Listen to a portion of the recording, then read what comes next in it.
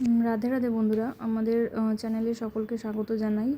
আর এটা ছিল আমাদের আন্দামানের চতুর্থ দিন। মানে হ্যাভলকেই ছিলাম, মানে হ্যাভলকের নেক্সট ডে। হ্যাভলকে আগের দিন থেকেছিলাম, আর আজকে আমরা বেরিয়ে যাব নীল আইল্যান্ডের উদ্দেশ্যে। হ্যাভলক থেকে বেরিয়ে যাচ্ছি। তো বেরোনোর আগে ভাবলাম যে একটু বিচটা ঘুরে আসি, মানে এটা একটা বিচ সাইড রিসর্ট ছিল। তো বিচের ধারে একটু টাইম স্পেন্ড করতে যাচ্ছিলাম। আমরা টাইমের আগেই রেডি হয়ে গেছিলাম। এখন হচ্ছে সকাল 7:30 বাজে, কিন্তু দেখে মনে হচ্ছে না যে সকাল 7:30 বাজে, দেখে মনে হচ্ছে যেন 9টা-10টা বাজে, কারণ এতই প্রখর রোদ। আর বিচের ধারেই ছিল ডাবের জল খেয়ে তারপরে আবার চলে এসেছিলাম ব্রেকফাস্ট খেতে। ব্রেকফাস্টের সময় হয়ে গেছিলো, দুজন মিলে খেয়ে তারপরে সবাই মিলে রওনা দিলাম জেটির উদ্দেশ্যে। হ্যাভলকে আমরা একদিন ছিলাম, কিন্তু হ্যাভলকের খাওয়া দাওয়া খুব একটা ভালো ছিল না। মানে হ্যাভলক যেখানটায় আমরা হোটেলে খেয়েছিলাম, তো এই কারণে আমরা বাইরেই সেই সি ফুড ট্রাই করেছিলাম। আর হচ্ছে পৌঁছে গেলাম জেটির উদ্দেশ্যে। তো ওখানেও বেশ ভালোই লাগছিলো, কারণ আগেও দেখিয়েছিলাম যে এখানকার জলের রঙটা বেশ ভালো এবং জল খুব পরিষ্কার স্বচ্ছ, পুরো ক্লিয়ার দেখা যাচ্ছে। এবং ওখানে কোনো মাছ থাকলে পুরো মাছগুলো পুরো ক্লিয়ারভাবে দেখা যাচ্ছে। আর আমরা যেখানে নীল আইল্যান্ডে যাচ্ছি ওখানেও মাছগুলো খুব ক্লিয়ারভাবে দেখেছি, সেগুলো তোমাদের ভিডিওতে দেখাচ্ছি আস্তে আস্তে। আর আজকে আমরা ম্যাক্রুজে যাইনি, আজকে আমরা গিয়েছিলাম গ্রিন ওশেন 2-তে। আমাদের ট্যুর অপারেটর 3টে জাহাজেরই অভিজ্ঞতা করিয়ে দিয়েছিল। এক তো ম্যাক্রুজ, গ্রিন ওশেন 2, তারপর গ্রিন ওশেন 1। এই যে আমাদের গ্রিন ওশেন 2 আর কি চলে এসেছে। তো এখানে সবাই মিলে যা লাগেজ দিয়ে তারপর সবাই চলে এলাম। তো আমাদের সিটটা পড়েছিল জানলার ধারে। তো আজকে খুবই ভালো লাগছিলো, কারণ কি এই জানলার ধারে বসতে পেরেছিলাম। আর এখানে যেখানে আমাদের সিট পড়েছিল সেখানের পুরো আর কি জাহাজটা আর কি ভিডিও দেখিয়ে দিচ্ছি। আমাদের সিট ছিল প্রিমিয়াম ক্লাসের, ঠিক আছে। আর এর উপরে ছিল রয়্যাল ক্লাসের, ভালো আর কি ওখানে ভালো ব্যবস্থা রয়েছে। এখানেও কমফোর্টেবলভাবে যাওয়া যায়, ঠিক আছে, কিন্তু এখানে 4জন মিলে আর কি বসার একসঙ্গে জায়গা ছিল। তো আমার অসুবিধা হয়নি, আমার এবং বর্মশায়ের, কারণ কি আমরা জানলা ধারে বসতে পেরেছিলাম। এবার আমরা সমুদ্রের দৃশ্যগুলো দেখতে দেখতেই আর কি যাচ্ছিলাম, তাই কারণে আমাদের সময়টাও খুব তাড়াতাড়ি আর কি কেটে গেছিলো। আর এভাবে সমুদ্র দেখতে দেখতে যাওয়া মানে চোখের এবং মনের দুটোরই একদম মানে শান্তি বলতে পারো এক প্রকারের। আর আমাদের কাছে কিছু স্ন্যাক্স ছিল, তো সেগুলো খেতে খেতে আর সমুদ্র দৃশ্য দেখতে দেখতেই সময় কেটে গেছিলো। তারপর আমরা পৌঁছে গেলাম। পৌঁছে গিয়ে এই জায়গাতে আমরা অনেক সুন্দর সুন্দর ছবি তুলেছি। সবাই মিলে ভিডিও করছে, যে যার মতো ছবিও তুলছিল। আর আমরাও এখানে দাঁড়িয়ে দাঁড়িয়ে একটু সময় কাটিয়ে ছবি তুলে তারপরে গাড়ির উদ্দেশ্যে পৌঁছাচ্ছি। তো তারপর গাড়ি এসেছিলো, তো গাড়িতে করে চলে গেলাম আমরা নীল আইল্যান্ডে। তো এখানে যে হোটেলটা আমাদের রেখেছিলো, এই হোটেলটা একটু দেখিয়ে দিন। নিচে এরকম ছোটো ছোটো ঘরের মতো এরকম ছিল, আর ভিতরে বড় বিল্ডিংও ছিল। সবার আগে আমরা রিসেপশনের দিকেই যাচ্ছি, কেন কি আমাদের এই হোটেলে রাখবে বলে আমাদের সমস্ত ডকুমেন্টেশন হবে। তো যে যার ডকুমেন্টস নিয়ে এখানে সবাই একটু ওয়েট করছিলাম খাবারের এরিয়াতে। তো খাবারের এরিয়ার জায়গাটাও খুব সুন্দর ছিল, যে এরকম সাইডে মাদুর মতো এরকম দিয়ে ঢাকা ছিল, কারণ খুব প্রখর রোদ ছিল। আর এই যে বড় বিল্ডিংটা, এখানেও অনেক রুম রয়েছে, আর সামনে রিসেপশন। আর যতক্ষণ ডকুমেন্টস ভেরিফাই করছিল, আমাদের রুম সিলেক্ট হচ্ছিলো, ততক্ষণ আমরা একটু খাবারের এরিয়ায় একটু ওয়েট করছিলাম, সবাই মিলে একটু রিল্যাক্স করছিলাম। গরম লেগে গেছিলো সবারই, কিন্তু এখানে খাবারের জায়গাটা স্পেসটা খুব দারুণ, মানে অনেকটাই স্পেস ছিল এখানে। আর এখানকার খাবার দাবারও বেশ দারুণ ছিল। আমরা যে একদিন থেকেছিলাম, আমাদের ওয়েলকাম হিসেবে ড্রিঙ্কটা দিয়েছিলো পাইনঅ্যাপেল জুস, ঠান্ডা ঠান্ডা, তো সেটাও খুব ভালো লাগছিলো। তারপর আমাদের রুম নাম্বার ছিল 108। তো সেখানে আমরা যাচ্ছিলাম। তো এখানে অনেক ফুলের গাছ রয়েছে, পরে আস্তে আস্তে দেখাচ্ছি তোমাদেরকে। আর এটা হচ্ছে আমাদের রুম দিয়েছিল। তো রুমটা, এই যে বেড, রুমটা যে খুব ভালো বলবো সেটাও কিন্তু নয়, আবার খারাপ বলবো সেটাও কিন্তু নয়, মোটামুটি চালিয়ে যাওয়ার মতো, মানে একদিন থেকে যাওয়ার মতনই ঠিক ছিল, অসুবিধার কিছু নেই।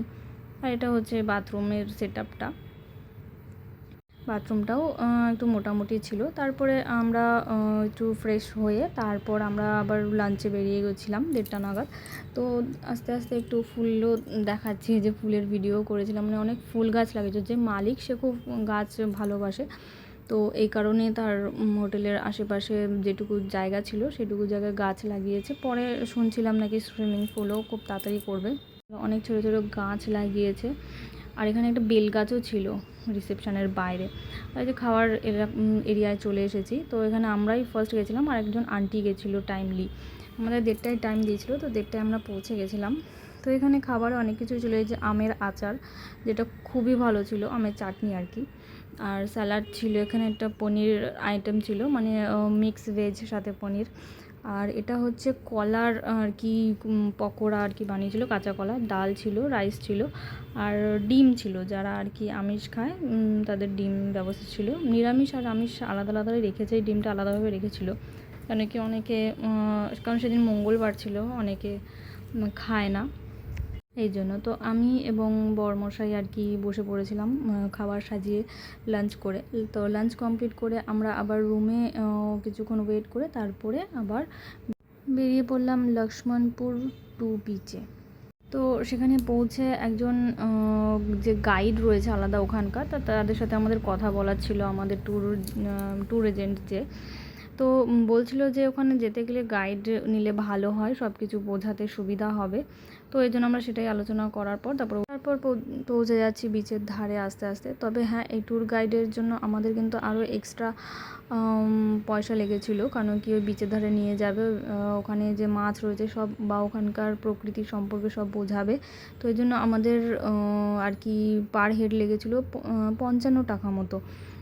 তো গ্রুপে যারা ছিলাম 1,500 টাকা নিয়েছিল, প্রথমে 1800 টাকা বলছিল, কিন্তু বার্গেনিং করে 1500 টাকা করাতে পার হেড আমাদের 55 টাকা করে পড়েছিল।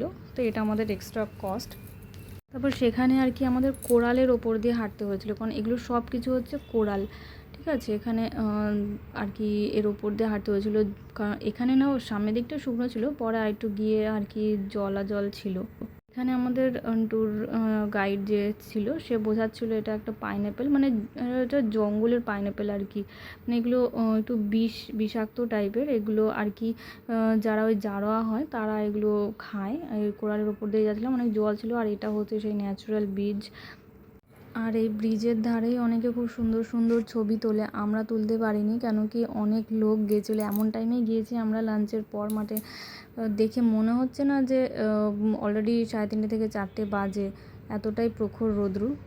সকাল গেলে হয়তো আমরা ভালো ছবি তুলতে পারতাম। আর এটা হলো সি কিউকাম্বার, জলগুলো এত পরিষ্কার যে সব কিছু পরিষ্কারভাবে বোঝা যাচ্ছে, কালো করে যে সি কিউকাম্বার দেখা যাচ্ছে, একদম কালো, আমি তো প্রথমে বুঝতেই পারিনি, আমি ভেবেছিলাম হয়তো কোনো কালো পাথর হবে, কিন্তু এটা জীবিত সি কিউকাম্বার, খুব বিষাক্ত হয় এরা, এদেরকে ছুলে পরে অনেকটা গুটিয়ে যায় এরা, সেটাই আমাদের দেখাচ্ছিল সি কিউকাম্বার। তারপরে এই মাছগুলো, এগুলো হচ্ছে জেব্রা ফিশ বলে, তো এগুলো মাছগুলো খুব দারুণ লাগছিলো, এখানে নাকি হাত দিলে পরেই আর কি, নিজে হাত দিলে তারা মাছগুলো কাছে চলে আসে, তাই সেটাই আর কি দেখছিলাম, যে হাত দিচ্ছিলাম, অনেকেই হাত ঢোকাচ্ছিলো জলের ভেতরে, তো মাছগুলো অনেক কাছে চলে আসছিলো, খুব ভালো লাগছিলো, আর ন্যাচারাল ব্রিজটাও দেখতে খুব ভালো লাগছিলো।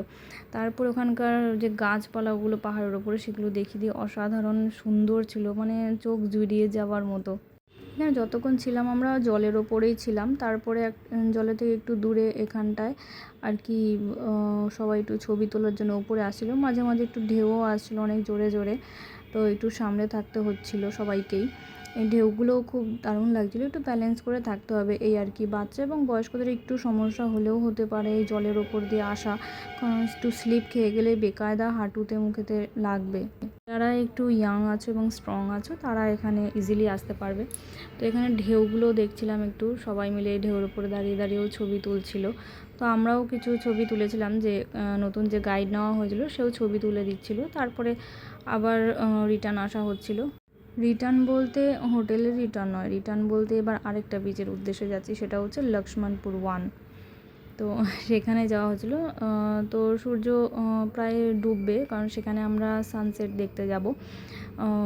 এখানে ওই রাস্তাটাও বেশ ক্লিয়ার ছিল, আশেপাশে গাছ ছিল, হেঁটে হেঁটে যেতেও খুব দারুণ লাগছিলো। তো পৌঁছে গেছি লক্ষ্মণপুর 1 বিচে, এখানে সানসেট হবে, তো সেই সানসেটটাও দেখতে গেছিলাম। এখানকার বালিগুলো অতটা পরিষ্কার নয়, এখানে গাছপালার আর কি পাতা পড়েছিল অনেক, খুব একটা আর কি মেনটেনেন্স করেনি এই বীজটা, যেমন এই রাধানগর বীজটা ছিল। তো এখানেও কিন্তু বসে টাইম স্পেন্ড করার জন্য খুব ভালো আর কি জায়গা এটাও, যে কটা বিচেই আর কি গিয়েছিলাম। তো এখানে আমরা সানসেট দেখতে গেছিলাম, তো পুরো আর কি বিচের ধারগুলো তোমাদেরকে একটু আস্তে আস্তে দেখিয়ে দিই। সবাই যে যার মতো সময় কাটাচ্ছিল, কেউ প্লাস্টিক পেতে বা জুতোর ওপরেই বসে গেছিলো আর কি। সূর্যাস্ত দেখতে। আমিও একটু জলের ধারে গিয়েছিলাম, বেশ খানিকক্ষণ দাঁড়িয়ে দাঁড়িয়ে পা ভিজিয়ে সময় কাটাচ্ছিলাম, সানসেট দেখছিলাম এবং অনেক কটা ছবিও তুলেছি। এখানে বিচের ধারে যে যার মতো যতক্ষণ খুশি সময় কাটানো যায়। অনেকে যাচ্ছিলো জলের ওই ধারে অনেকটা দূরে ছবি তোলার জন্য, কারণ ছবি এই টাইমে ছবিটা খুব দারুণ আসে সানসেটের টাইমে। তো সানসেট হয়ে যাওয়ার পর তাও আমরা অনেকক্ষণ দাঁড়িয়েছিলাম, বসেছিলাম যতক্ষণ না আমাদের না ডাকে। 5:30টায় টাইম ছিল, তো 5:30 প্রায় বাজতে এসছে, তো তখনই আমাদের ডাক পড়েছে যাওয়ার উদ্দেশ্যে। তো এবার যাচ্ছি হোটেলের উদ্দেশ্যে। তো সন্ধে হয়ে গেছিলো। তারপর আমাদের ইভিনিং স্ন্যাক্স হিসেবে আমাদের চা ছিল, দুধ চা বা লিকার চাও ছিল, আর ছিল সাথেই পকোড়াটাও ভালো ছিল, টমেটো সস দিয়ে দিয়েছিল, বাঁধাকপি ছিল, আর কি কি ছিল আমি ঠিক বুঝতে পারিনি, হয়তো পেঁয়াজও ছিল, পেঁয়াজ বাঁধাকপি।